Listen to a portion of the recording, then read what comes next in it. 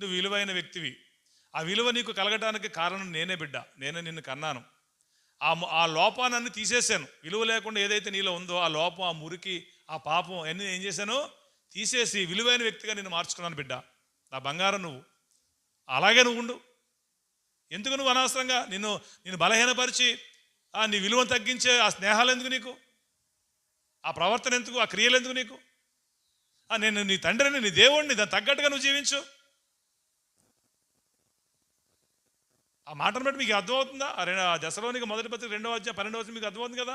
తండ్రికి తగినట్లు ప్రవర్తించమంటాడు. అంటే ఒక డిగ్నిటీ మెయింటైన్ చేయాలి, నువ్వు ఒక హోందాతనం మెయింటైన్ చేయాలి. ఏం చేయాలి? ఒక హోందాతనం అంటారు కదా, హోందాతనం మెయింటైన్ చేయాలి, డిగ్నిటీ మెయింటైన్ చేయాలి. హల్లెలూయా. కొంతమంది అనుకుంటారన్నమాట, కొంతమంది చీప్ లిక్కర్ తాగి